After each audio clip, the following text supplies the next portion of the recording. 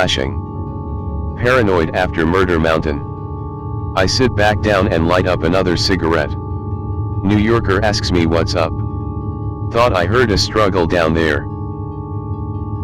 Standing on the balcony outside of my room, looking out over the moonlit bay. Damn, if it didn't suck so hard here. Smoking again, tapping a can of Pepsi against the railing. Hear the splashing again. Look down, I can see the rocks again. Lots of bubbles down there now. Tides aren't shifting. Hey, anybody down there? Shout down. No reply. Just more bubbles from the rocky area. I shrug it off. Scary ocean shit. I tap the ashes off of my cigarette and lay my head against the railing. It's quiet apart from the splashing. It stops suddenly. I look down again, and my Pepsi can get sucked out of my hand.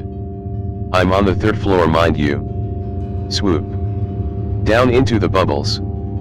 Fuck.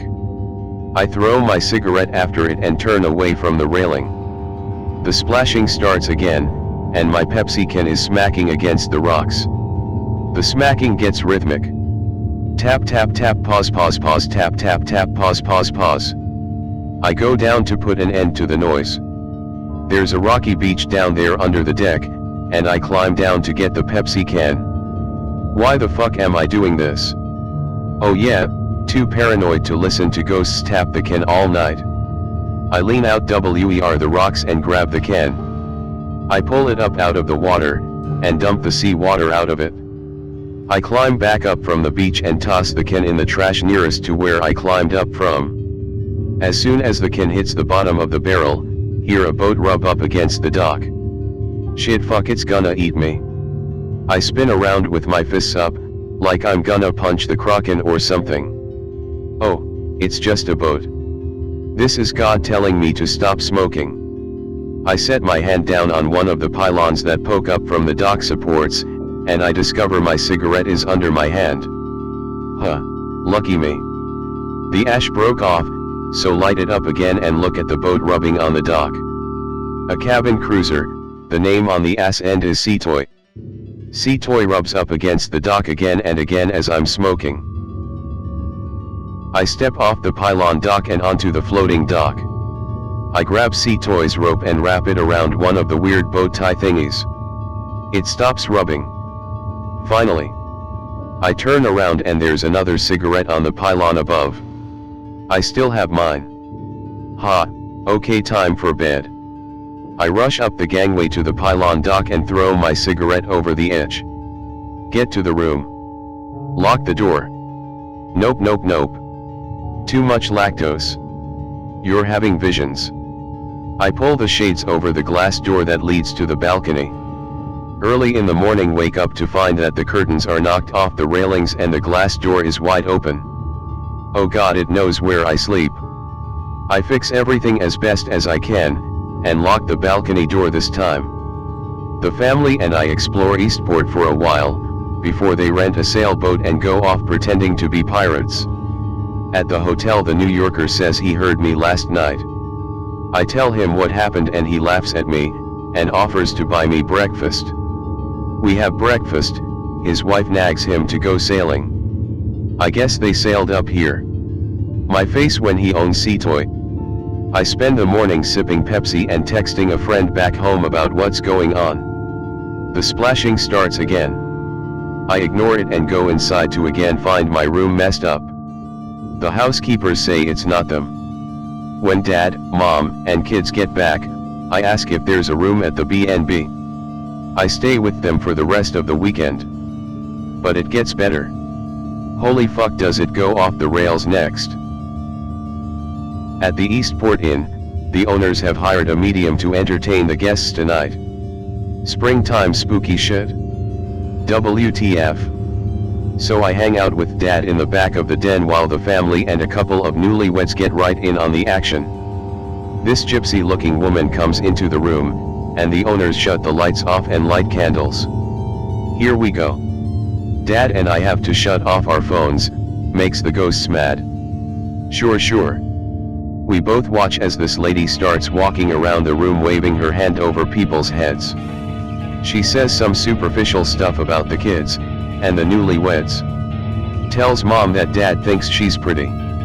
Duh. She gets to me, give her a glare. She smirks and grabs my cheeks. And you've been marked. The fuck you say? Marked. I'm freaked. Something to do with your smoking. Oh hell nah. I pull her hands from my face, and dad waves her off. What was that all about? He asks. I explain the cigarette and sea toy, my room, and the splashing. He shakes his head. He doesn't know about Murder Mountain, by the way. I rub my forehead as she goes on about a maiden that died at the docks. Vengeful husband drowned her after she fell in love with a highwayman. Dad nudges me. I wave a hand, too interested to not listen to her. She goes on and says that the husband killed her when he smelled the cigar of the highwayman on her. Dad begins to chuckle. I nudge him and he starts laughing out loud. I get up and leave. The weekend goes off without a hitch. We leave Eastport and Dad teases me about my ghost girlfriend the whole way back to the airport.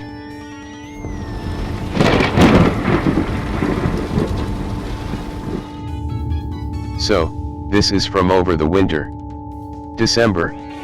Have a regular transport with a mentally challenged client. Cool guy, not big on the talking. Unless it's a pretty girl. Driving on a sloppy road, plow guys are slacking. Splish splash might be decaying a bath soon underscore. So I slow down as we come down this steep hill, and tires give. Ass end of car starts to come around like the trunk is going to lead the way now. I cut back into the drift, and tap the accelerator so the rear end straightens up. Fishtail for maybe 100 feet until we get to the bottom of the hill. Phew. My client, let's call him Shy Eyes, giggles a little and laughs too. We're friends. I'm stopped, giggling like a little kid when a blue light appears in my rear view. Cops? Is not having an accident illegal now? Nope. Something comes over the hill and up into the air Duke Boy style. Slush and shit rains down on my car, and being an idiot I cover my head like I'm gonna get rained on, in the car. Derp. Blue light comes over the top of the taxi. 8 a.m. in December. Old Mr. Sun is just getting up. Orange skies frame this icy blue triangle that glides just above my car and slows down, like it's saying sorry. Shy Eyes leans up to the glass of the windshield and looks up at it. I keep away from the glass. It doesn't fly away, it just fades out. It kind of reminded me of condensation evaporating off of cold glass. Shy Eyes doesn't remember it like I do. He just remembers me being a dumbass and nearly getting us killed pretending to be Paul Walker.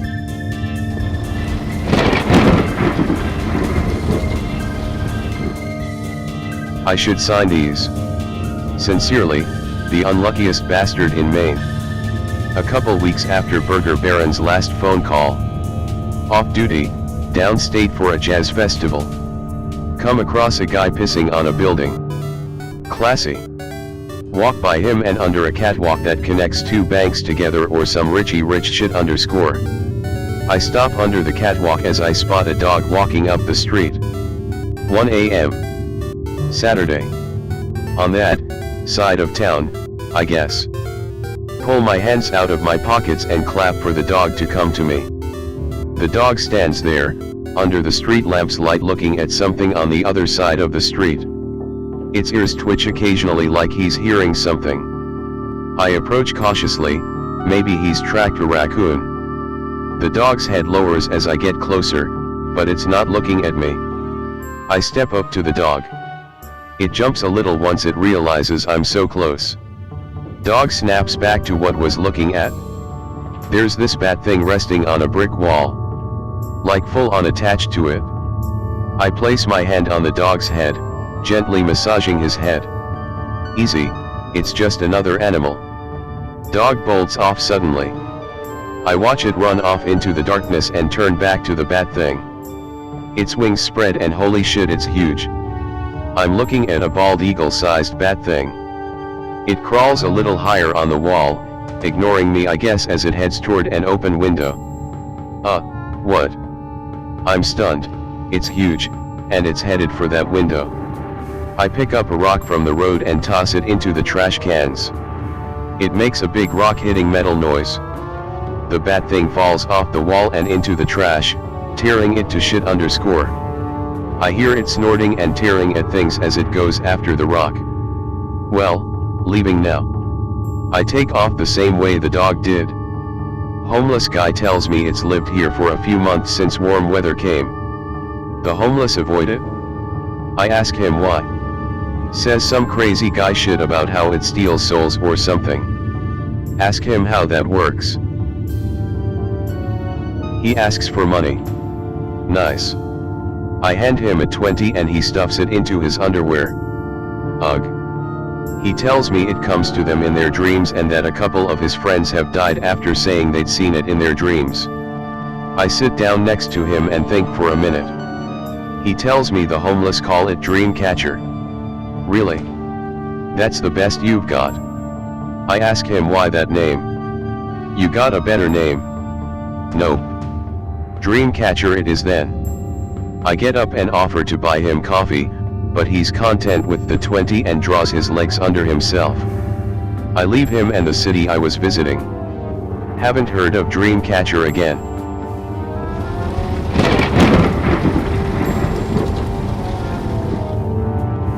Friends of the Mountain of Murder, Eastport girlfriend ghost family booked me to take them down to a rich gated Bayside community. Rent a house for $2,200 a week.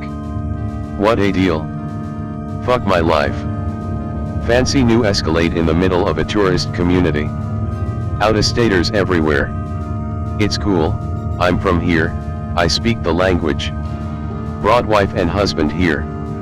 I'll call them Mark and Cleo.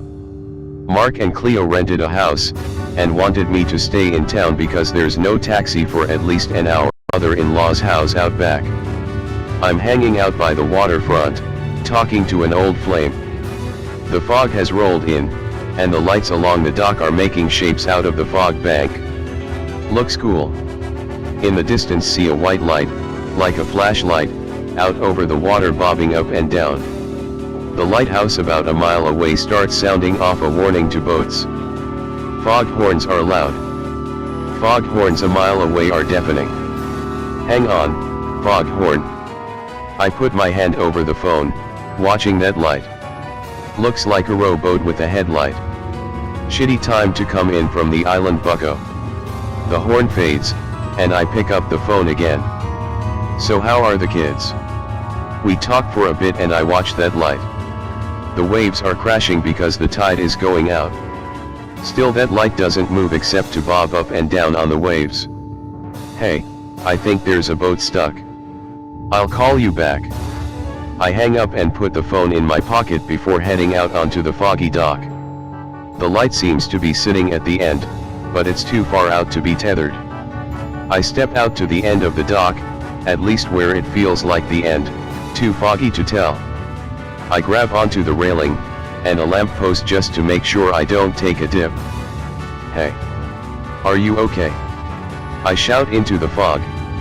I hear nothing, the light continues to bob up and down. Hey. I'm not a cop?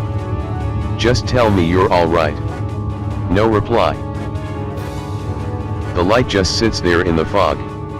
I smack my hand against the railing. Look, it's not cool to just be